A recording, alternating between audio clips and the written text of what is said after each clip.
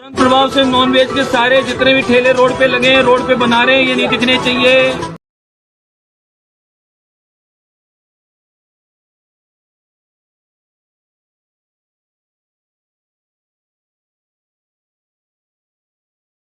अस्सलामु अलैकुम वरहमतुल्लाह नहमदुहु नुसल्ली व नुसल्लिमु अला हबीबिहिल मुस्तफ़ा। अज़ीज़ान वक़ार, अब हिंदुस्तान की सरज़मीन पे मुसलमानों के लिए रोज़ाना एक नया कानून तैयार होता है, जिस कानून में ये लिखा होता है कि मुसलमानों को किस तरह से परेशान करना है, मुसलमानों को किस तरह से तबाह करना है, मुसलमान जो कमाई कर रहा है इसकी कमाई पर किस तरह से पाबंदी लगानी है। इसके लिए रोज़ाना ये एक नया कानून तैयार करते हैं।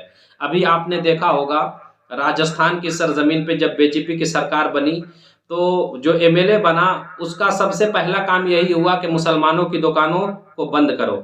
वो ठेले जो मुश्किल से दिन भर में 400 300 400 रुपए कमाते होंगे लगा करके लोग, उन ठेलों के ऊपर भी इसने पाबंदी लगवा दी। ये बाल वाला शख्स जिसका नाम बाल मुकुंद है, अच्छा आप देखें, पहले चाय वाला आया, उसके बाद गाय वाला, अब ये बाल वाला आया है। इसने मुसलमानों के वो कारोबार पे पाबंदियां लगाई जो मुश्किल से दिन भर में 100 200 300 रुपए कमाते होंगे, जिनसे उनके घर का गुजारा होता होगा। इनकी हिम्मत ये नहीं है कि उन दुकानों के जाकर लाइसेंस चेक करें जिन दुकानों से रोजाना लाखों करोड़ों की तादाद में गैर कानूनी काम किए जा रहे हैं।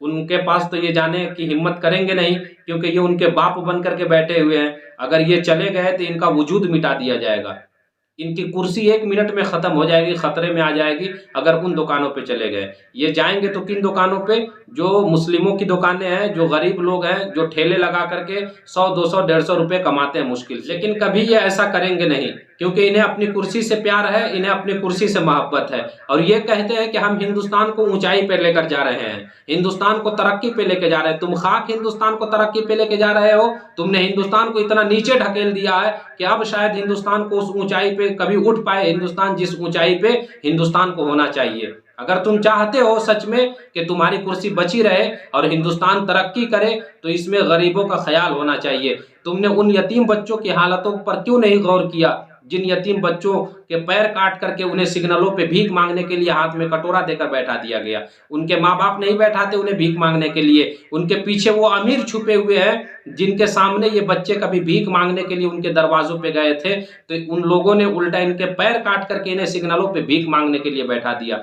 और इनके पैसे जो मिलते हैं ये भी इन्हें नहीं मिलते, बल्कि वो आते हैं और इनके पैसे लेकर के चले जाते हैं। बस इन्हें इतना खाना दिया जाता है जिससे ये जिंदा रह सके। तुम्हें अगर कानून बनाना है तो तुम उनके लिए कानून बनाओ जिनके सर से छत मिटा दिया गया है, छत सरों पे नहीं है, जो बेवा औरतें हो चुकी है उनके लिए कानून बनाओ। अगर तुमने इनकी दुआएं ले ली तो तुम यकीन से जान लेना कि तुम्हें आइंदा इलेक्शन में भीख मांगने की जरूरत नहीं पड़ेगी, हाथ जोड़ने की जरूरत नहीं पड़ेगी। तुम अपने तख्त पे बैठे रहना आराम से, इनकी दुआएं तुम्हें कामयाब करेगी। लेकिन ऐसा कानून तो ये बनाएंगे नहीं। इन्हें हिंदू और मुसलमान के सिवा और कुछ भी नहीं करने आता, और न हिंदू मुसलमान के सिवा और कुछ ये कर सकते हैं। हिंदुस्तान मोदी को चाय बेचता हुआ आज तक किसी ने नहीं देखा, लेकिन सब ने मान लिया कि हाँ ये चाय बेचने वाला था। लेकिन मुल्क बेचता हुआ पूरी दुनिया देख रही है, लेकिन ये मानने को तैयार लोग नहीं है कि ये मुल्क बेचा जा चुका है, हिंदुस्तान को अंदर से खोखला किया जा चुका है।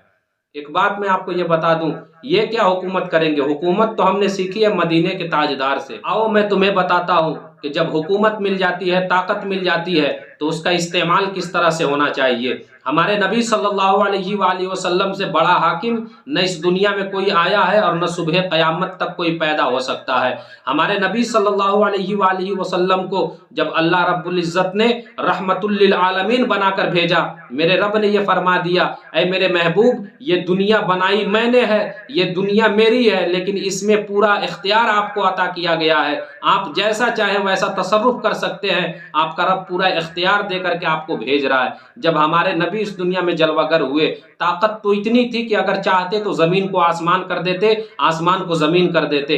मेरे नबी की जुबान से एक जुमला अगर निकल जाता तो फिर निस्तो नाबूद हो जाती, ये दुनिया तबाह बर्बाद हो जाती बहुत पहले। लेकिन आओ मैं तारीख बताता हूँ ताइफ की सरजमीन की।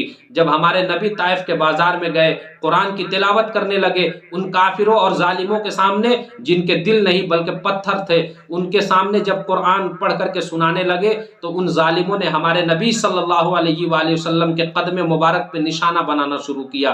पत्थर मारने जब उन लोगों ने शुरू किए, हमारे नबी सल्लल्लाहु अलैहि वसल्लम के कदम मुबारक को खून से लहूलुहान कर दिया। उसके बाद सर मुबारक पे उन लोगों ने मारा पत्थर। जैसे ही खून के कतरे टपके, खुदा की कसम फरिश्ते इस इंतजार में थे कि नबी की जुबान से कोई जुमला बस निकल जाए कि हम इनको तबाह बर्बाद कर दें, हम इनकी जमीन को पलट करके रख देंगे, इन्हें पहाड़ों से टकरा करके जान से मार देंगे। इतनी ताकत होने के बावजूद भी मेरे नबी ने उनके लिए कोई बद्दुआ नहीं की, बल्कि मेरे नबी की जुबान से अगर कोई जुमला निकला है तो सिर्फ मेरे नबी की जुबान से इतना ही जुमला निकला कि परवरदिगारे आलम इन्हें हिदायत की तौफीक अता फरमा, अल्लाह रब्बुल इज्जत इन्हें हिदायत अता कर दे। मेरे नबी के पास इतनी ताकत होने के बावजूद मेरे नबी ने अपनी ताकत का इस्तेमाल नहीं किया। हुकूमत इसको कहते हैं, और हुकूमत चलाना इस तरह होता है, इस तरह हुकूमत चलाई जाती है। और एक बात मैं आपको ये भी बता दूं कि आज अगर किसी के पास ताकत आ जाती है थोड़ी सी, तो फिर तो वो गरीबों को देखना ही पसंद नहीं करता, उनको अपनी जूती के नोक पे रखता है, और गरीबों और मिस्किनों से वोट मांगने के वक्त में उनकी जूतियां भी सीधी करनी पड़े तो ये जो भिखारी नेते हैं उनकी जूतियां भी सीधी करने को तैयार हो जाएंगे। लेकिन जैसे ही इन्हें पावर मिल जाती है, पावर बस मिलना है कि फिर गरीबों को तो ये कुछ समझते नहीं है। अगर गरीब रोड के सामने आ जाए तो उन पे अपनी गाड़ी चढ़ा करके पार कर देते हैं, लेकिन उनकी जान की कोई कीमत इनके सामने नहीं होती। लेकिन आओ मदीने के ताजदार की बारगाह में, हुकूमत इसे कहते हैं। मेरे नबी सल्लल्लाहु अलैहि वसल्लम ने आज से 1450 साल पहले अरब के रेगिस्तान में बैठ करके ऐसा कानून बना दिया है, ऐसी हुकूमत बना करके दे दी है कि 1400 साल गुजर गए, लेकिन आज भी लोग मजहब इस्लाम से वाबस्ता होते जा रहे हैं, मजहब इस्लाम को कबूल करते जा रहे हैं। हिंदुस्तान की तारीखी में आपको बता दूं, 2015 से लेकर के 2020 की रिपोर्ट यह है, आप जाकर के चेक कर लेना, 2020 तक 13 लाख लोग मजहब इस्लाम के अंदर दाखिल हो चुके हैं।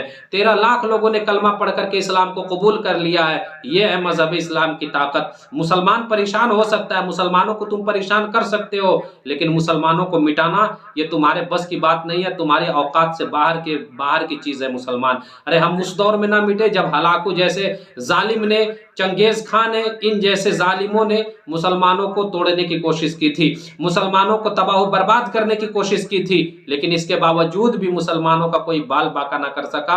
मुसलमान हर दौर में रहा है और इंशाअल्लाह ताला सुबह क़यामत तक मुसलमान बाकी रहेगा। मुसलमान को मिटाना तुम्हारे बस की बात नहीं है।